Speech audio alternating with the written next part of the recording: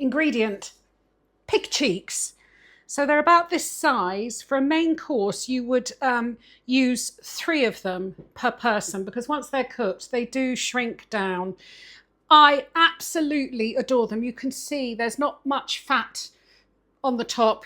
When you buy them, they're lovely and trimmed, and the fat is marbled through, and that melts as you cook it. On my website, there are 2 pig cheek recipes. There is one for a really gorgeous terrine, and when it's cooked, it's just like lovely crumbly ham. It's absolutely delicious. There's also a recipe for confit pig cheeks. So they're cooked in exactly the same way as the duck legs. So you make the green salt, you salt them. I can't remember for how long. I'd have to check my own recipe. And then you confit them. Jeremy Lee has a fabulous recipe for a pig cheek vindaloo. I don't like big joints of pork with all the fat and everything. I don't like to eat fat or gristle. These are similar, you know, with, I've talked about the feather blade, I've talked about beef cheeks. They are just nuggets of porky deliciousness. I'm going to dry these out in the fridge overnight.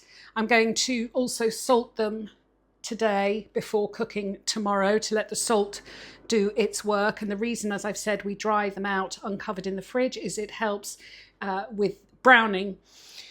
What else can I tell you about little piggy cheeks? Oh, where I got them from. So it's thank you to one of my followers, Tracy, who I mentioned that I love pig cheeks, and the people that I used to buy from no longer do it. These are from a company called Gridiron. I have to say I'm very pleased looking at the quality. They are beautifully trimmed. There were 12 in a pack, so it was 1.7 kilos. But it does mean that if you're doing a dinner party for 4 people, you haven't got 11.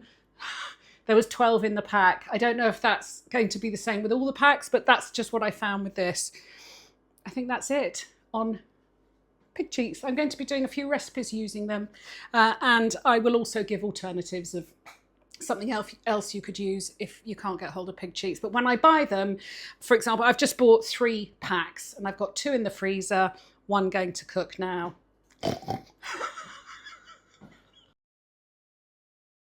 Cutting a fennel. So I've already got some fennel cut in here to that shape. I'm just chopping it into little sort of 1 centimetre cubes. On the saute function in my pressure cooker, I've got 2 onions chopped, 2 carrots and 2 sticks of celery, and that fennel all chopped. You can do slicing if you want. And it is sauteing. You can use olive oil. I'm using chicken schmaltz in this pan because you get a much better colour, I find, when I actually seal my meat in a really hot pan. I melted, again, a little bit of schmaltz, or you can use vegetable oil, and you just want to brown your pig cheeks on both sides. I should have said I salted my pig cheeks this morning on both sides. See? They're sticking to the pan, they're not ready to come off. I'm putting a tablespoon of tomato paste in with the vegetables and let that cook off for a few minutes. Pig cheeks are done. In here I've got 300 ml of Marsala, or you can use Madeira, and I'm just going to use that to deglaze the pan. I have my wooden spatula that does a fantastic job of loosening all the bits, and I'm just going to cook that for a couple of minutes. Into the pressure cooker I'm adding 200 ml of chicken stock, 2 bay leaves, and about a teaspoon of thyme.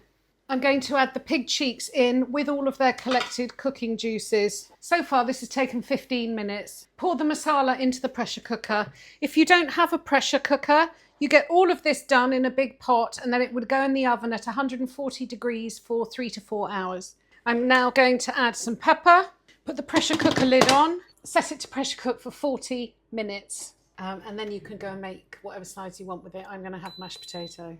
Pressure cooker's come to the end of its cooking time. I've set a timer for myself. I'm leaving it untouched for 10 minutes. 10 minutes is up. I'm going to release the pressure. Ooh. Lid's off. Just going to check that they're cooked. Oh. Using a spider strainer. So that's the reason why I like to chop it all very evenly, because I want to have these as part of the dish. Just for the speed of cooking, I'm going to pour the sauce into a saucepan and I'm going to bubble that on high and reduce it. I'm having this with some very buttery mash. Oh, that's a proper winter lusciousness. I want some vegetables. I've got some parsley that I've just literally, it's just the leaves.